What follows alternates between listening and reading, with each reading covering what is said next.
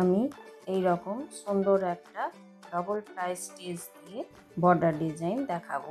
Hello বন্ধুরা, আমার channel সুটোতে আপনাদের সকলকে স্বাগত জানিয়ে আজকের ভিডিও শুরু করছি। আমি ডবল ফ্লাই স্টিচ দিয়ে বর্ডার ডিজাইন দেখাবো। ওইটার জন্য আমি এই যে দাগ কেটে রেখেছি, এই দাগগুলো আমি কেটেছি। এইখান থেকে যে লেন্থ আছে এটা 5 সেন্টিমিটার, আর এই যে পয়েন্ট দিয়ে রেখেছি এগুলো 1.5 ইঞ্চ মাথায় মাথায়। আবার তার পরের লাইনে যে দাগগুলো দিয়েছি সেটা এই 1.5 ইঞ্চের মধ্যেখানে এটা দিয়েছি। তারপর এই 1.5 ইঞ্চের মধ্যেখানে যেমন এটা হচ্ছে এই 1.5 ইঞ্চের মধ্যেখানে এটা হচ্ছে 7 ইঞ্চ একটু এইরকম জায়গায় দিয়েছি। এবার স্কেলটাকে আমি এইখান থেকে নিয়ে তারপর 1.5 ইঞ্চের মাথায় মাথায় লাগিয়ে দিয়েছি। প্রথমের লাইনটা যেখানে দিয়েছি ঠিক তার মধ্যেখানে দ্বিতীয় লাইনে আবার প্রথম লাইন আর তৃতীয় লাইন একই জায়গায় দিয়েছি। চতুর্থ লাইন আর দ্বিতীয় লাইনে দাগগুলো এক জায়গায় দিয়ে রেখেছি। এই 4 রকম রঙের সুতো ইউজ করব। এটা আমি শুরু করছি এই 4টে লাইনের 1 2 3 এই তৃতীয় নম্বরের এইখানে ছুঁচটাকে ওঠাচ্ছি। আবার ঠিক ফার্স্টের যে এইখানে দাগ দিয়ে রেখেছি এইখানে ছুঁচটাকে ওঠাচ্ছি, আর সুতোটাকে রাখছি ছুঁচের এইভাবে সামনের দিকে। এইভাবে আমরা ফ্লাই স্টিচ করি। এরপর এইখানেই আমরা এটাকে টেকে দিই, কিন্তু এটা আমি এইখানে না টেকে আবার এইটার সমান করে যে এইটারই সমান করে এইখানে দাগ দিয়ে রেখেছি, এইখান থেকে সামনের এই দাগটাতে এইখানে ওঠাচ্ছি, আর সুতোটা সব সময় ছুঁচের সামনে রাখছি। এটার সমানে এখানে দাগ দিয়ে আছে, এখান থেকে আবার এখানে ওঠাচ্ছি। এগুলো শাড়ি, কুর্তি, সালোয়ার কামিজ এইসব বিভিন্ন জায়গায় বর্ডার হিসাবে ইউজ করা যাবে।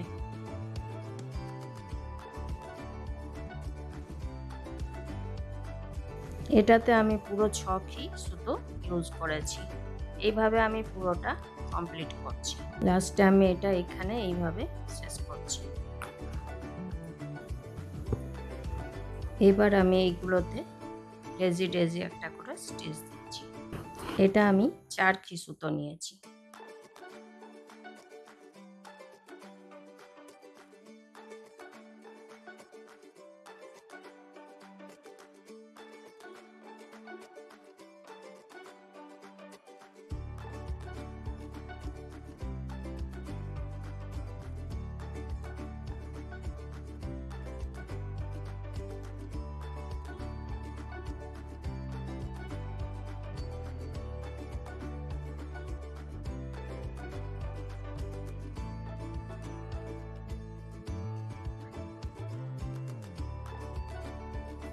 এইভাবে আমি পুরোটা কমপ্লিট করছি।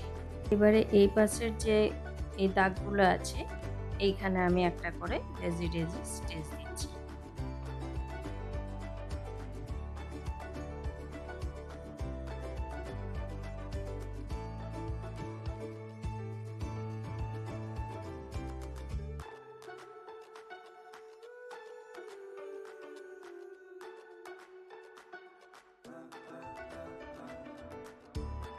এইভাবে পুরোটা কমপ্লিট। এবারে এইগুলোতে আমি একটা করে নর্মাল স্টিচ দিচ্ছি।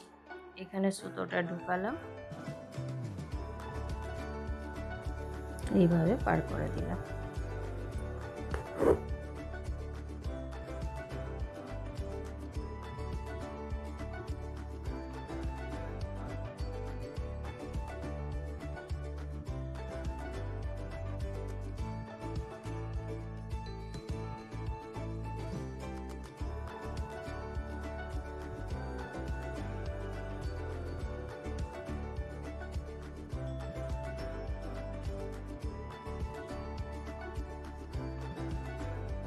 এইভাবে আমি পুরোটা কমপ্লিট করছি।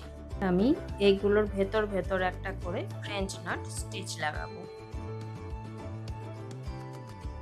তো বন্ধুরা, আপনাদের আমার এই ভিডিও কেমন লাগলো অবশ্যই কমেন্ট করে জানাবেন।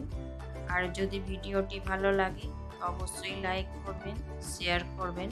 আর চ্যানেলে নতুন বন্ধু হয়ে থাকলে তাদের কাছে অনুরোধ রইল চ্যানেলটিকে সাবস্ক্রাইব করে নেওয়ার, আর পাশে থাকা বেল আইকনটি অবশ্যই প্রেস করে দেবেন, যাতে করে এরপরে যখনই আমি নতুন কোনো ভিডিও আপলোড করব আপনাদের কাছে প্রথম নোটিফিকেশন পৌঁছে যাবে।